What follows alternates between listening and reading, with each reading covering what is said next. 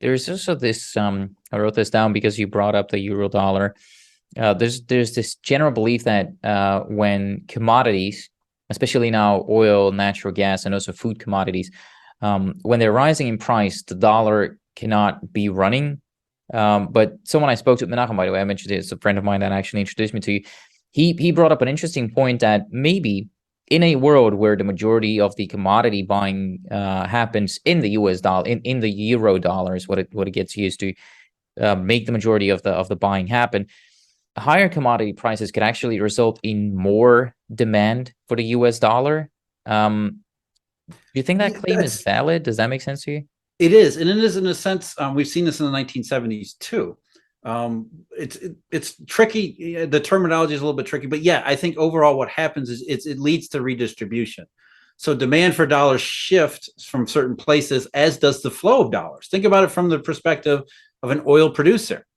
An oil producer, when you get into the supply situation where prices go up, it's good to be an oil producer, right? Because now all of a sudden you're going to have more dollars coming in than you are spending dollars for whatever imports or financial flows that you're experiencing.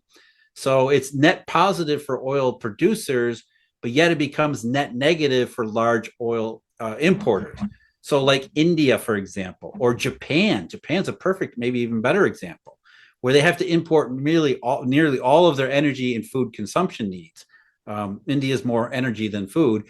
And what ends up happening? They lose dollars. They lose lots of dollars. In fact, that's one of the primary symptoms that we see of a dollar shortage is that reserves, national reserves for these various places go down because the Eurodollar system is not replenishing. It's not lending to these countries so that they can pay higher prices for these commodities. And so they left with fewer and fewer dollars. And as more and more dollars leave those countries, what happens to their currencies? The currencies reflect the dollar and currency imbalances. So How you see the come? Indian rupee fall to a record low. You see the Japanese yen fall to a 20-year low. You see the British pound get pounded. You see all these currencies around the world that are reflecting these very different monetary fundamentals. So from the perspective of commodity producers, high commodity prices. If they were experiencing a dollar problem before, as several Middle East countries were after 2018 and 2019, you don't hear much about them these days because they're on the good end of Eurodollar redistributions. I'm thinking, how come that's happening to those currencies? Because what you mentioned earlier about most of the money, actually most of the dollars that are created don't even get created within the US. Yeah. But even when they do get created in the US, they get created in the commercial banking system. So when a bank is giving out a loan, that the money springs into existence pretty much out of nowhere. But if commercial banks, foreign commercial banks, if they have the power to do that, why wouldn't their foreign governments, why wouldn't they just push the commercial banks to create more dollar denominated loans in order for just there to be more dollars and their companies to be able to pay for those more expensive commodities now in those dollars? Why is that not happening? Why aren't banks lending more? Essentially, the answer is internal constraints. And among those internal constraints, because theoretically think, okay, what is the Eurodollar system itself? There is no currency. There's no Federal Reserve notes. There's really no central bank here. So essentially, it's a distributed ledger. It's a virtual currency. It's a fictive currency. It's a money of account. And that kind of technology people are starting to run across with cryptocurrencies is actually very old. Ledger money goes back to 15th, 14th century. Essentially, you just have an acceptable group of people. Acceptable is probably the wrong term because it's the global banks that we've empowered to keep track of who owes what. That's really all it is. It's a distributed ledger where banks say, I have a group of book entries that tell me who I owe cash to, but nobody ever uses the cash. So essentially, it's claims on cash that the claims on cash become actual money. So there is no physical currency. There's no attachment to U.S. currency supply or the Federal Reserve. So then you think, well, then isn't money, if this is just ledger money, isn't it theoretically unlimited? Because banks can just create claims left. I mean, right? They can just make them. It's, as you said before, the bookkeeper's pen. Another phrase from Milton Friedman. Essentially, that banks can create money at at their whim. So why don't they just do that? Why don't they just create all the money in the world? Because we have, as you know, Antonio, accounting standards. We have internal constraints. So banks, theoretically, ledger money could be unlimited, but it's really not. It's constrained by the individual balance sheet governance rules by which individual firms are using for themselves. And among the biggest of those is volatility, correlation, some of the more complicated mathematical properties of financial markets and assumptions. So if you're a bank and your balance sheet is operating, let's just use volatility because it's an easy one. Higher volatility means you can't create more money or credits because expected losses go up, right? Because that's what volatility essentially means. Higher probability that you'll lose money making a loan. And again, we're not losing actual physical money. It's just book entries on a bank's balance sheet. But there are very real consequences to this book entry ledger money system. Just ask Bear Stearns, Lehman Brothers, or any of those nationalized banks throughout Europe. So this accounting becomes very real when it goes in the wrong direction, when it goes astray. And so if volatility goes up or expected losses go up for whatever reasons, you have to scale back on the amount of money and credit that you're able to create. And so if you're looking at Japan, for example, you're going to say any loan I make in dollars to Japan, or any currency swap or basis swap that I want to make to Japan, I have to charge a huge premium just to be compensated for the enormous risks that are involved in doing so. So even though we're not exchanging actual cash, we're exchanging cash flows, I'm going to charge you a huge premium, which gets reflected in a number of things, not just interest rates, but also the fall in currency on the other side of the swap. Mm-hmm.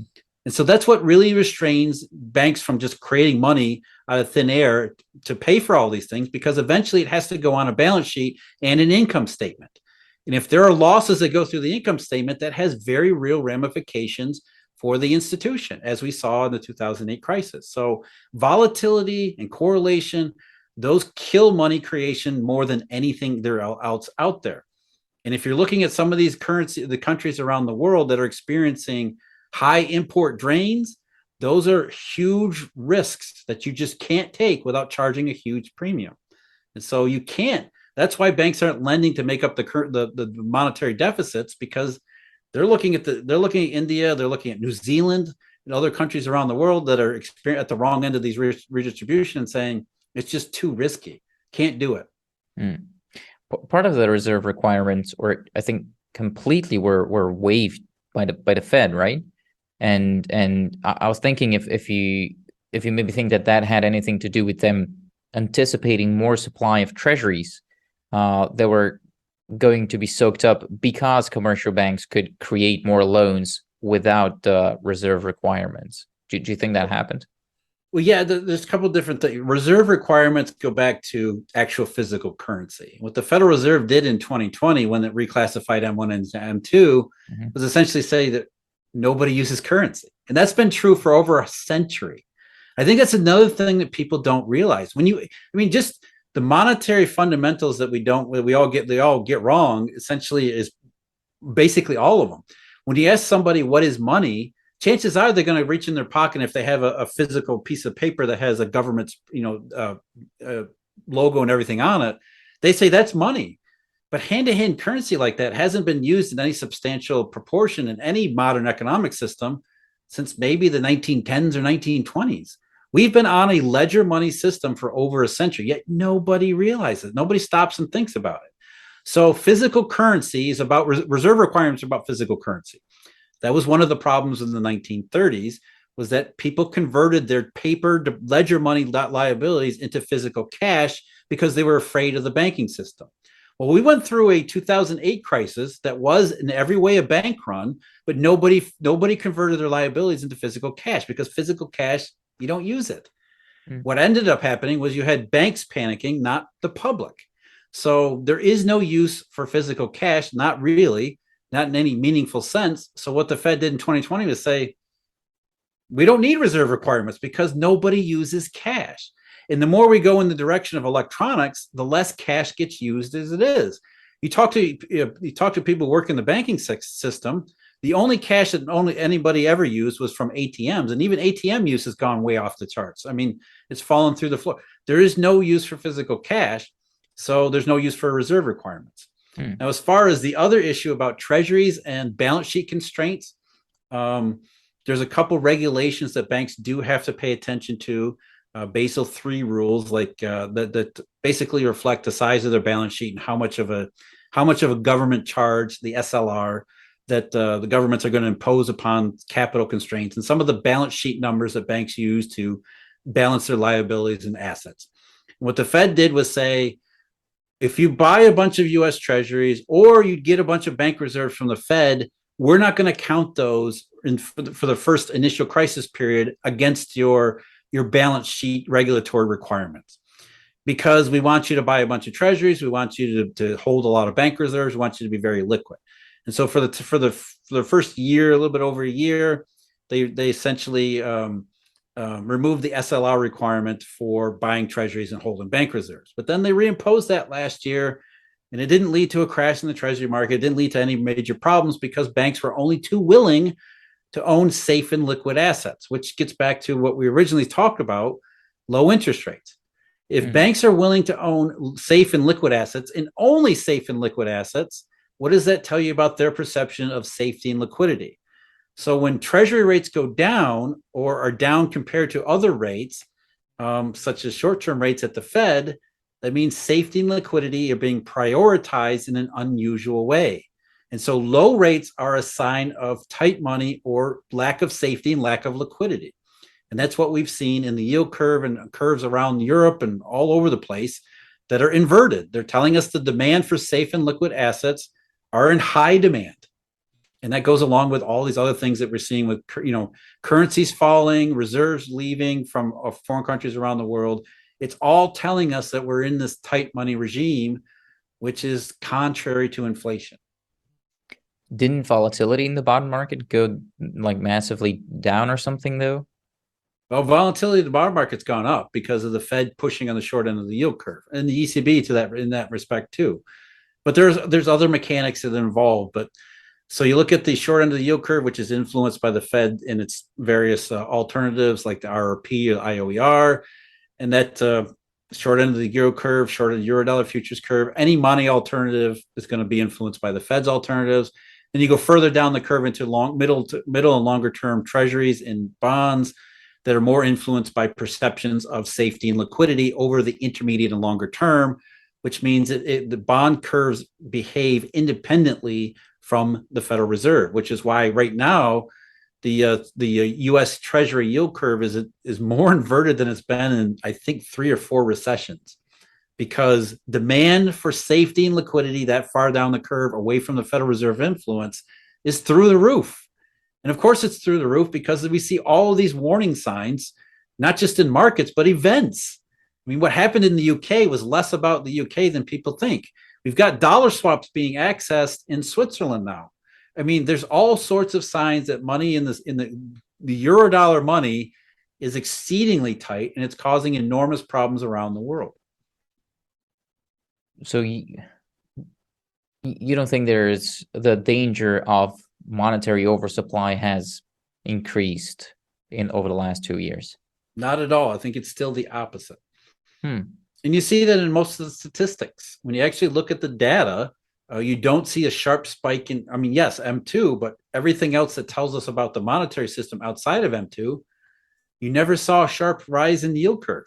Again, if there had been actual monetary inflation, the real stuff of inflation, you would have seen the yield curve steepen long before it actually happened, as we saw in the 1960s into the 1970s.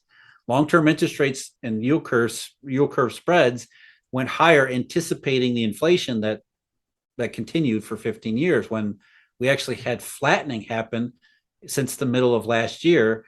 And then it obviously curve inversions once central banks started to raise rates. From October 9th through 12th, I'm bringing together a group of roughly 40 serious investors and financial professionals, along with some special guests and friends like Hugh Hendry and Mike Green, George Gammon, Brent Johnson, and a couple of other ones, where we're going to spend 4 days asking the questions that truly matter.